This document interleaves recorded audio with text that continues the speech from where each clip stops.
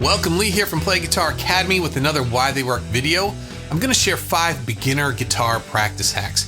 These are ones you've probably never tried, but they'll make a big difference in how fast you improve and how much fun you have while practicing. They aren't your usual tips. These are designed to keep the practice sessions fresh, exciting, and very effective. But before we get started to get the most out of these lessons, we need to open up the entire fretboard and stop just playing in 1 or 2 patterns. Take a second, click the link in the description, download my free Big 4 scale pattern worksheet. It's a perfect tool to help you break out those old habits, feel confident across the fretboard. Okay, let's go ahead and take a look at the lesson. Okay, let's go through these very quickly. Number 1 is gamifying. How's your practice session going? Have you ever felt like you're about to pass out? You're not going to make it through, and you just end up going and playing some old song you used to play, noodling around, and you never work on those things that are actually going to make you better. So taking something goal-oriented and infusing it into your practice is a very, very smart thing to do. How about a point system? Working the way through your, I don't know if you've got 3, 4, 5 different sections of your practice and giving yourself a score at the end of each of those is a great way to reward yourself over time. It's going to break you out of that dull routine every single day, and you're going to start to try and push. You're going to start to try and get better. How about technique exercises? When you reach your maximum beats per minute, how about trying to push it 1 or push it 2? Each time you push it, you give yourself another point. And at the end of, let's say, a week, 2 weeks, 3 weeks, you total up your points. And if you made it to a certain level, you get a name, you get a title. It could be many different things. You could come up with 4, 5, 6 different titles that describe you along the way, and then even reward yourself at the end. Flashcards are another great way to gamify your practice. I have tons of students who use flashcards. They make their own. They buy some. There's a few really good ones that you buy, but the ones you make your own are really incredible. What could you do with flashcards? You could quiz yourself on notes of the fretboard. You could do intervals. You could do what are the notes in these chords. You could try and remember key signatures. Any of these things that are very difficult to remember, flashcards are a great way to go. And when you can make it through all the flashcards, you can get to rewards, rewarding yourself for practice. You can reward yourself with a lot of different things. Some people do it after a certain time period, but what if you did it if you achieved something, gave yourself something to work on? You could get gear. You could hold off on that song you've been wanting to play. You could say, I'm going to start a show. I'm going to go out and book a gig if I can make it to this point. Gamifying is a great way to move your practice forward. It's a lot of fun. It might be something that you want to incorporate in your practice from here on out. Number 2, we're going to talk about practicing in short bursts. The common thing is, let's do a 1-hour practice, maybe even a 2-hour practice, a 3-hour practice. And sometimes we don't have that. Sometimes, hey, maybe a 15-minute practice right before work would be good. But what if we went even smaller? The power of 5-minute focused practice sessions, especially spaced throughout the day. These are great for refinement and also avoiding burnout. Say you have a scale pattern that you're having a hard time remembering. Maybe it's an arpeggio. Maybe it's a whole song and you can't remember those things. By doing these 5-minute little intense workouts, we're avoiding burnout. We've got frequent breaks, big long breaks in between practice sessions. And we're going straight to long-term memory. The long periods of time between these 5-minute sessions allows your mind to sort through these problems. Why is it that I'm having a hard time remembering these?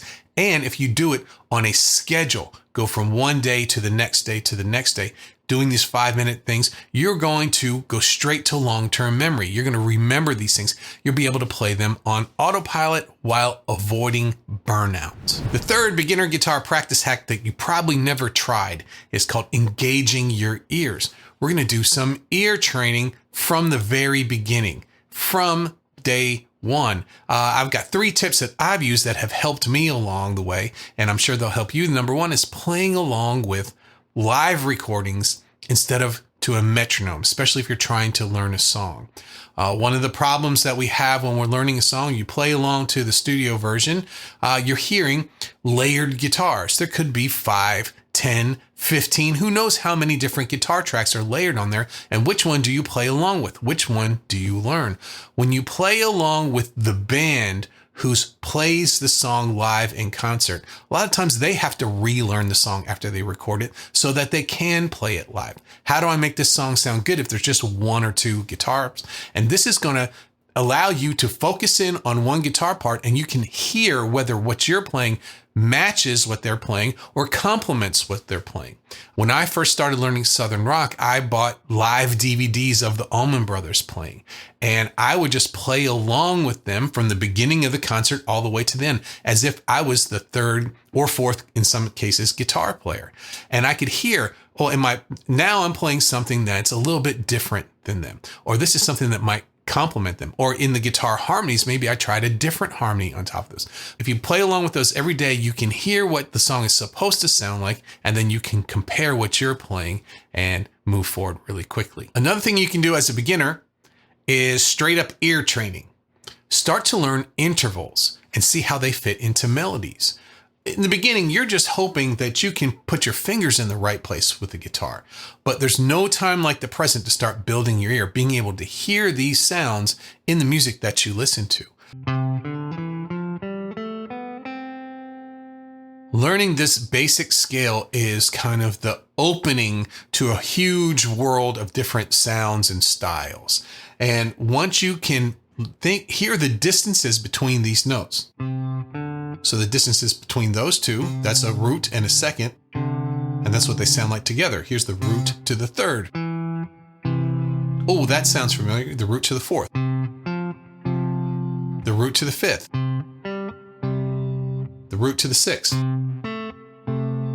The root to the major seventh. And then the root to the octave.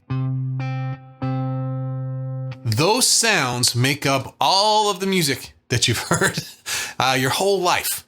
These are our intervals. These are the things these are our tools that we have to make music with. And if you can start to hear them in the beginning, you're going to be unstoppable. The last tip I have for engaging your ears is start listening to your practices. Record your practice and take some time to listen back to it. When you're learning something difficult, you're distracted. You're worried about finger position, thumb position, what you're strumming correctly. You have a lot of things going on that take you away from actually hearing what it sounds like that you're practicing. So if you would get your phone or just a voice recorder and put it close by, it doesn't have to be great quality. All you have to do is hear it. And so listen back to the problems that you may not have caught while you were practicing.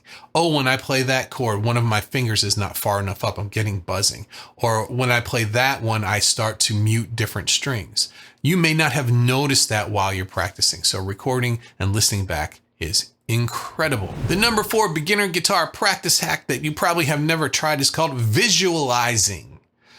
All of these beginner things that we're learning, they have either patterns or shapes to them, right? So our chords have the shapes and our scales have the patterns, and we're trying to just play them and make them come out clean. And one of the things that plagues most players is moving from chord to chord. Where does this finger go? Where does this finger go? And what happens is if you're trying to play along to a backing track or just along with a metronome, you have a hard time getting to those new chords on time. So we're going to start trying to visualize this, taking a minute or two out of your practice time and thinking about what those shapes look like without playing the guitar. Thinking about what those scale patterns look like without the guitar. Getting a hold of this, being able to visualize this first, it takes away 85% of the battle. All that's left is the mechanics of moving them there. The memory, the memorizing of where you go and what you do is incredibly important.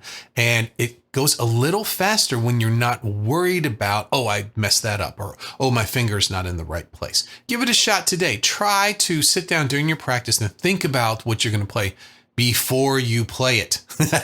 And then sit down to the guitar and see if it's easier for you, especially with shifting chords. Another thing that you can do, visualizing, is film your guitar playing. Now, we talked about recording your guitar playing before, but being able to see, oh, that's where I made the mistake. Oh, see, I know what it's supposed to look like because I've done my visualizing ahead of time. The last part of visualizing is watching your practice, recording it, but also watching people who are playing these songs correctly, seeing the difference. oh, when he's playing this D chord, his thumb comes up here. When I play it, when I look back at my practice, I'm not doing it that way.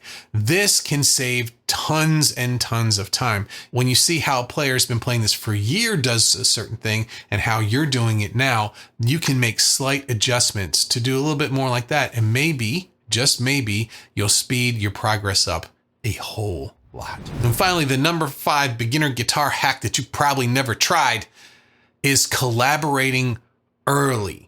Most people, when they start playing guitar, they play on their own. They figure, well, I'll play maybe in a group or with some other people later on when I feel comfortable. What I'm saying is start this as soon as possible. Even the day you buy your guitar, try to find someone else, even if they're playing another instrument, who's starting at the same time as you, the same place, starting as a complete beginner. This is someone you can share your progress. Say you're a guitar player and your friend or your relative wants to play the piano. Hey, let's do this together and we'll share our progress. This is really, really important. Having some camaraderie and actually having someone to play with is really, really important. Also, when you can see if someone may be moving forward faster than you, that's going to highlight some of the problems that you need to focus in on. And one of the big benefits of this is when you finally do play in a group or play along with other people, play for an audience, the hurdle is not going to be so big. You've been already playing along with another person and you weren't that uncomfortable because you both started as beginners too. So give it a shot. I think you're really going to like it. Thanks for hanging out with me today. And thanks to all of our Academy members who get all of the tabs and backing tracks and guitar profiles from all of my YouTube videos. Also, don't forget to download my Big 4 scale pattern worksheet. This is going to help you with your scales and make all of this easier for you. And as always, let me know what you think in the comments. Have a great practice. See you in the next video.